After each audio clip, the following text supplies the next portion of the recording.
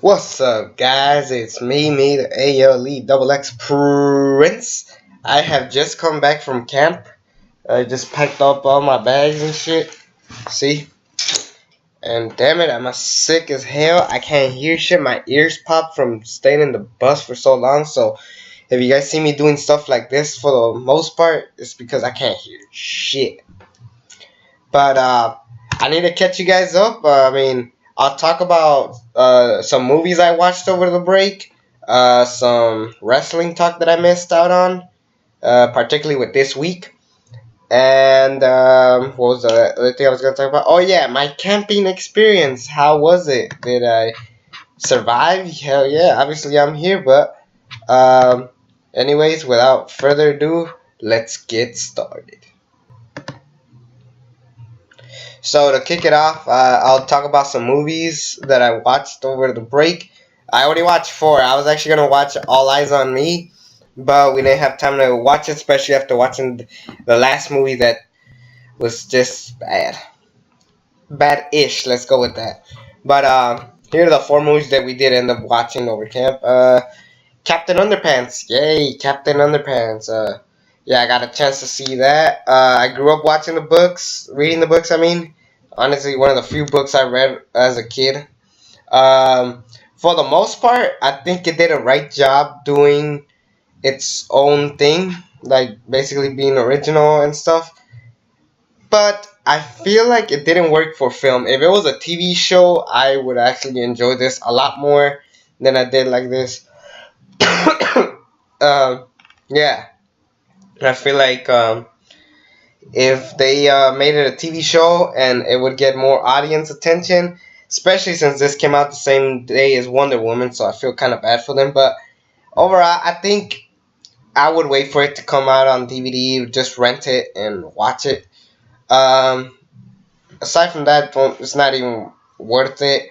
I think Kevin Hart got kind of annoying because he's the typical screaming doofus that he is. I like Kevin Hart, but like, come on, let's be honest. He's been acting like a doofus for a while, so there's that.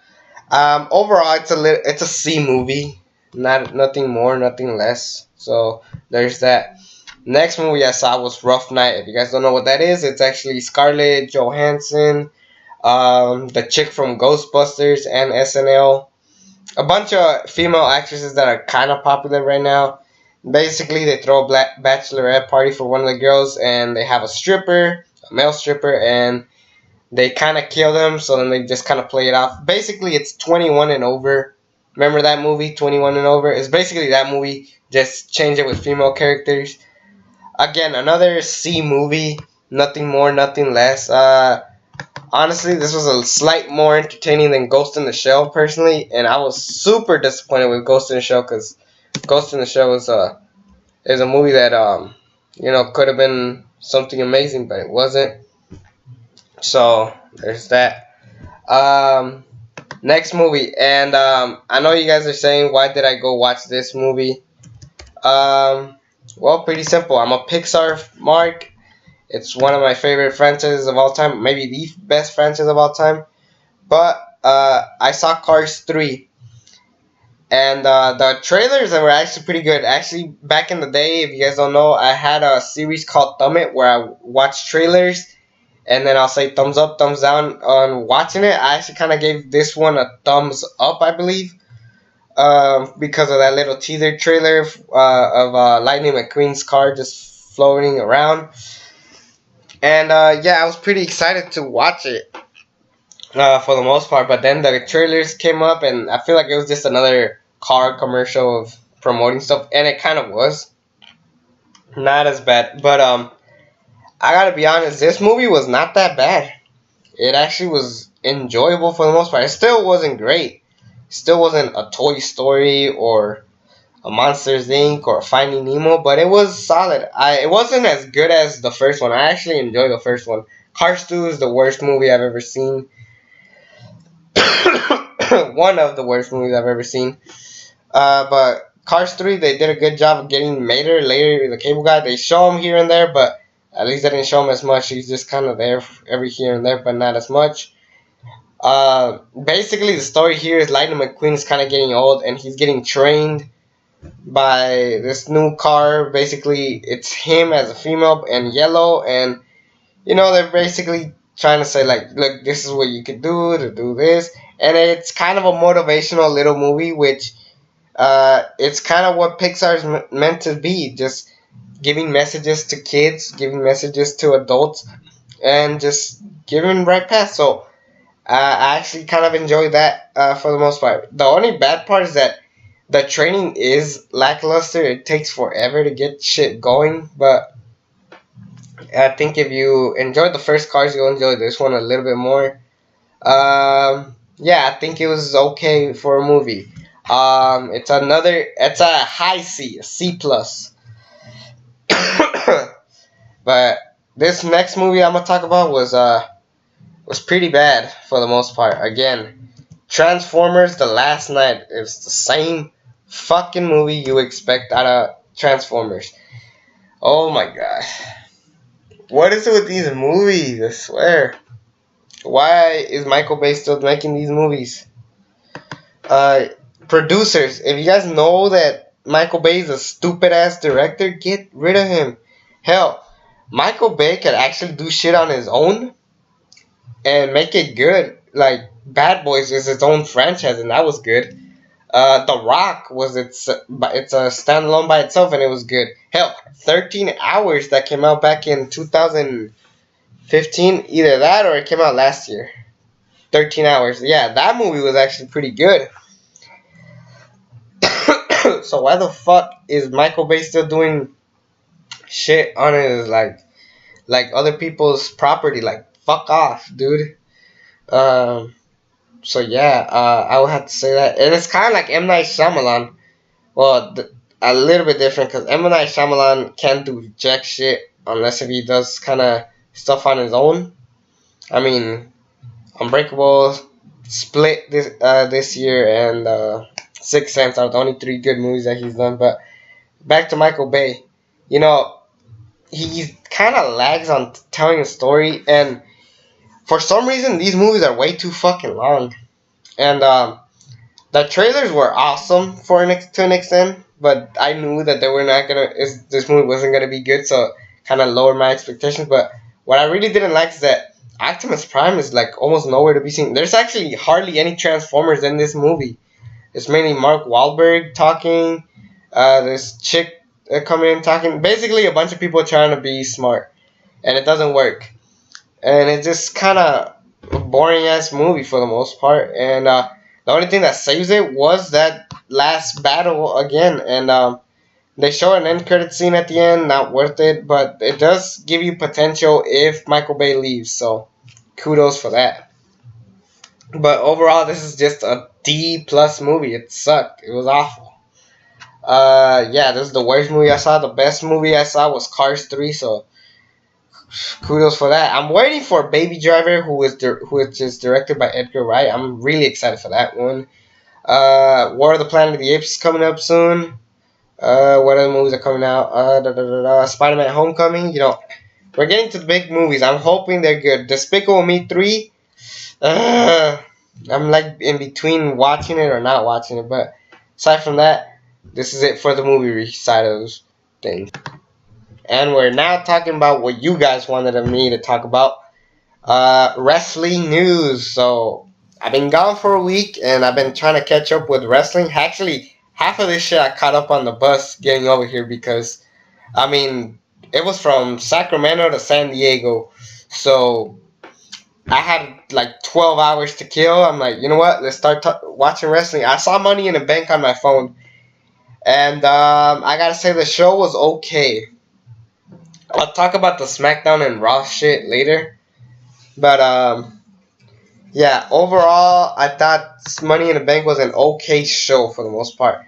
The women's ladder match, I'll actually talk about last because I want to kind of talk about this while I talk about SmackDown.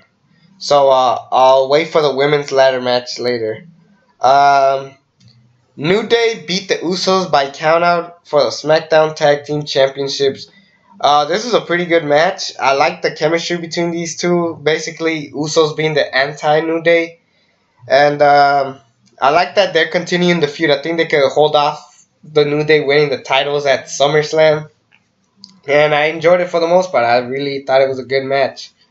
Um, so hopefully we get a much better match. Hopefully, uh, probably I have a feeling they're gonna do a 2 out of 3 falls because they've been doing that with tag team matches all the time for some reason. But whatever, I'm okay with that. Usos retain, I'm cool with that, and they made everybody look strong in this match, so I enjoyed that. What didn't look so strong was Naomi beating Lana. Um,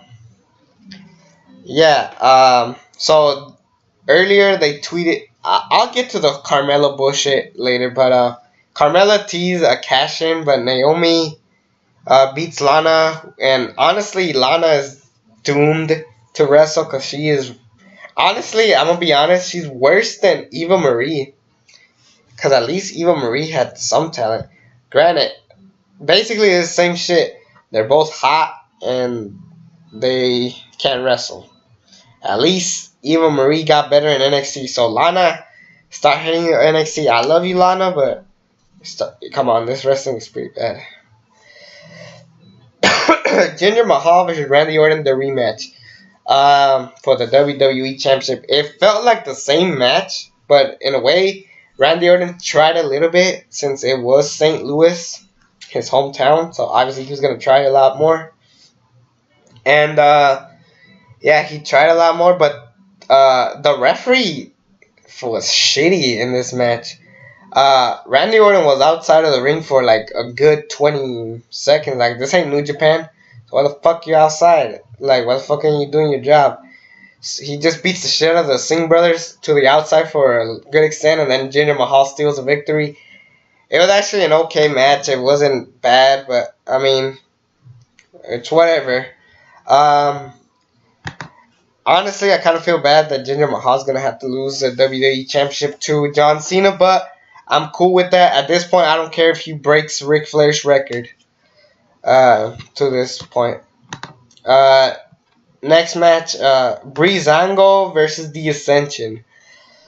Breezango wins, whatever. Why was this on the main show? It makes no damn sense. Then we had somewhere in the show we had the debuting of Mike Bennett and the returning Maria. Are there the Canals or the Canadas? I forgot Maria's last name. Sorry. But they're basically now the new It couple, which explains why The Miz and Maurice broke up, because at least Maurice is taking some time off. If they just split him up and they try to do their own thing, it was bullshit. But Maurice is going to take a break, which I'm cool with. And I'm actually kind of excited for this thing. I don't know anything about Mike Bennett, if he's any good. So, Prince of Strong Style, if you're watching, I'm pretty sure you're going to recommend me a match of Mike Bennett. I hope you do, because I have no idea who Mike Bennett is. So, kudos for that. And then we get the Money in the Bank ladder match. Before the match started, Baron Corbin attacked Shinsuke Nakamura. So, you could kind of guess what was going to happen afterwards. But Baron Corbin wins the Money in the Bank ladder match in a really damn good match. You had some high spots. AJ Styles took a big old dive. He was hanging on to the briefcase and he just fucking fell. Just like that. It was insane. And I enjoyed it. Dolph Ziggler didn't do jack shit. They teased Kevin Owens versus Sami Zayn later down in the road, which I'm kind of excited for, even though we've seen that match so many times at this point. And they even teased Shinsuke Nakamura versus AJ Styles, hopefully at WrestleMania 34, because that is the money match. That is the match you want to see. So I'm excited for that. And again, Baron Corbin wins. Right guy went over. I'm excited for that. And it was a really good Money in the Bank match. Honestly, the only thing worth watching. Everything else, take it or leave it. Now on to SmackDown and Raw. Yes, Raw was actually pretty good. We had a solid Roman Reigns Samoa Joe match with Braun Strowman coming back. I'm excited for Braun Strowman to come back and fight Roman Reigns in an ambulance match at Great Balls of Fire. Can't believe that's still a name.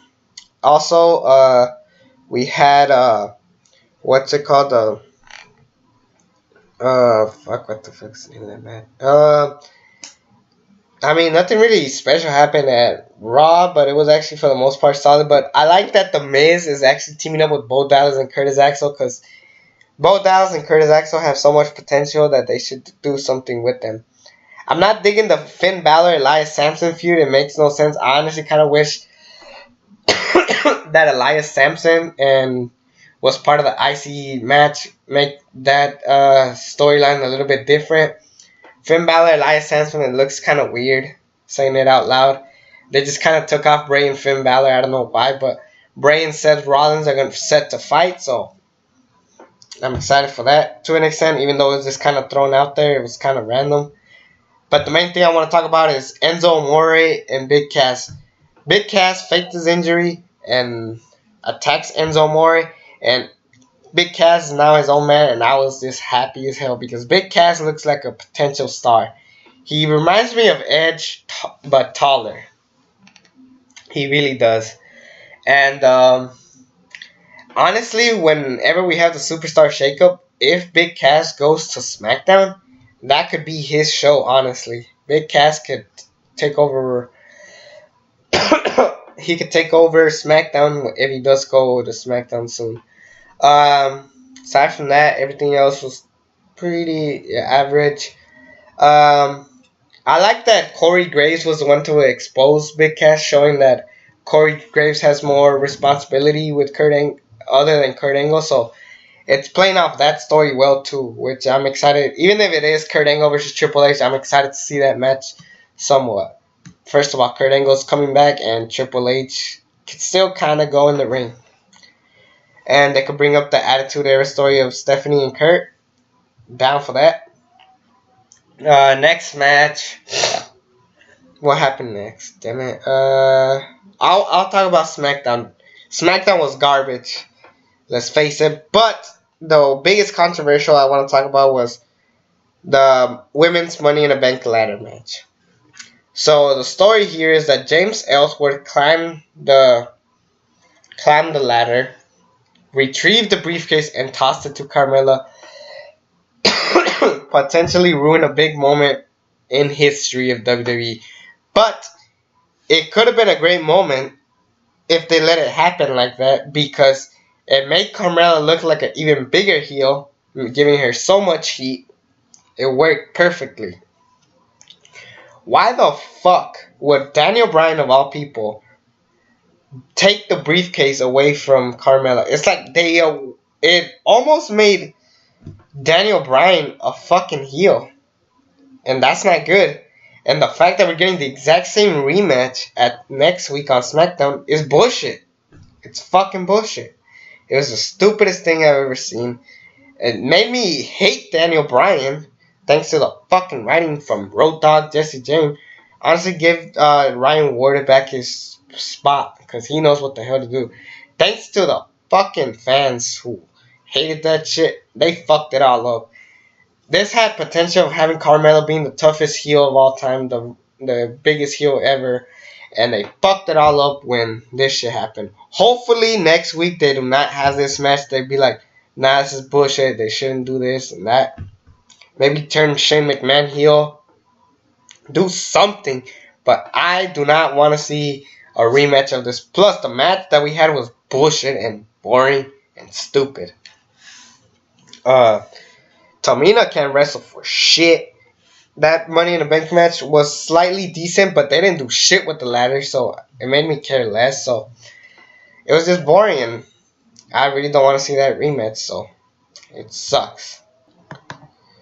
Now on to the Wednesday Night Wars. Finally, something positive to talk about. NXT and Lucha Underground. I mean, both shows were actually kind of good. However, I'll probably have to give the slight edge to Lucha Underground just because NXT got me more excited for next week, and Lucha Underground was more exciting for what we got now. I mean, the only thing I remember from NXT was Ember Moon returning to fight Peyton Royce in a decent little match, and Aleister Black versus Cassius Ohno. Finally, Aleister Black had a a big threat to fight Cassius and Aleister Black ended up beating Cassius. Thankfully, Hideo Itami didn't interfere. I thought that was going to happen, but it didn't. So I'm cool with that. Made Aleister Black easily the strongest man in the company now. In NXT, I should say. And then Lucha Underground. What made this show better was just the tournament continuing. And I like that story of Marty the Moth going for Melissa Santos, but at the same time feuding with Mariposa, kind of ish. But we got our finalists. It was hold on, let me get the list of who made it to the finals. Cage, who beat Vinny Massaro. Pindar, who beat Mascarita Sagrada, who was part of the Reptile Tribe. We had Marty the Moth again beating Saltador. And then Phoenix beat Mariposa. Honestly, NXT had a better match, but Lucha Underground had that pretty interesting story. So it's actually kind of hard to pick which show was better. I probably have to give it a draw. So yeah, let's just go with a draw because both shows did a good job on setting up stuff. Next week is going to be Group C. I have the listing. If you don't want to hear this, spoilers, I'm sorry. But it's just going to happen. So we're going to get Víbora versus Paul London. Víbora versus Paul London. Veneno versus Mil Muertes. Joey Ryan versus Taya. And Jeremiah Crane versus Killshot. So the only match I'm excited for is Jeremiah Crane versus Killshot. Everything else, take it or leave it. Next thing I want to talk about as far as wrestling news goes, Mauro Ronaldo is coming back to NXT. Yes, after being promoted to be part of the Mayweather versus McGregor, I think WWE realized, yeah, we got to bring Mauro, and instead of putting him with JBL, let's put him in NXT. He'll do his own thing. He'll be the main leader. And I think it's great that Mauro Ronaldo's coming back and they ended up in good terms because I'm tired of Vince McMahon being a fucking bitch and holding grudges for everybody. And last thing I want to talk about as far as wrestling goes, Cody Rhodes is the ROH champion. I didn't watch ROH Best in World. I'm planning on seeing it soon, maybe after this, but Cody Rhodes is now your ROH champion. I think it's great simply because Christopher Daniels is not the same anymore. He's not that fast, and honestly, I think Cody could do a rub real quick. And plus, since he's part of the Bullet Club, I think it could work out. So I'm excited to see Cody Rhodes as the ROH champion. Maybe he could take over ROH. I'm actually kind of excited for that. So yeah.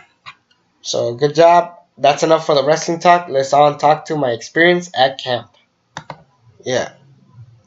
So camping. I actually went to Woodleaf. So if any of you guys know what Woodleaf is, you guys should know that it was a fucking thrill ride. It was amazing. It was the best time I had. However, there were some challenges. One of the challenges for me was being homesick because none of my friends, none of my true hardcore fans that I hang out with all the time went. So it was kind of rough not seeing any of them. But there was a lot of Bible study during the experience. There was a lot of talk about God and all this other stuff. Woodleaf and Young Life. It was just a good time to kind of talk about God. And then as I was kind of talking to God, he kind of told me to not be homesick. And if I do feel homesick, kind of do stuff that remind you of home. And sure enough, they had a soccer field. If you guys know anything about San Diego, soccer is a big thing. So I just played soccer for the most part, and it was just great. Too bad I got fucking sick, though. Music. There was a lot of music. We did a lot of covers. We did a lot of music. I didn't write anything because I was sick for the second half of camp, but I had a great time with music. It was singing. There was a lot of love. I really enjoyed it, and it was just gave me a good time to just relax, think about music. Oh man, I'm getting really tired and sore. And then as far as friends go, again, not really do a lot of, not really do did a lot with all of my friends. I did talk to my friends that were with me, like who came with me, but like again, none of my hardcore friends went, so I was just kind of But I got to meet a lot of good people. I got to re-meet a lot of new people. Got to just have a great time, and it was just great meeting new people. There's some people from Santa Cruz that came, and they were a lot of fun. Got to again the people in my cabin. I had fun getting to know them a lot, except for one fucking jackass little bitch. Yeah, that's right. If Jet, if you're watching this, you are a piece of shit. You go fuck yourself. Um, and Yeah, again, being homesick was kind of painful. Um, but another thing that was fun about it was just a lot of fun stuff that I've done, like mountain climbing, rock climbing. It was just something great.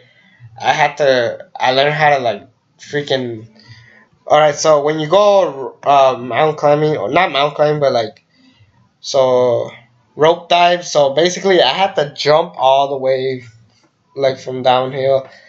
I even did like a big old swing where it's like just goes back and forth, but it's like all the way to the top and then just go back and forth. It was fucking crazy, but it was a lot of fun.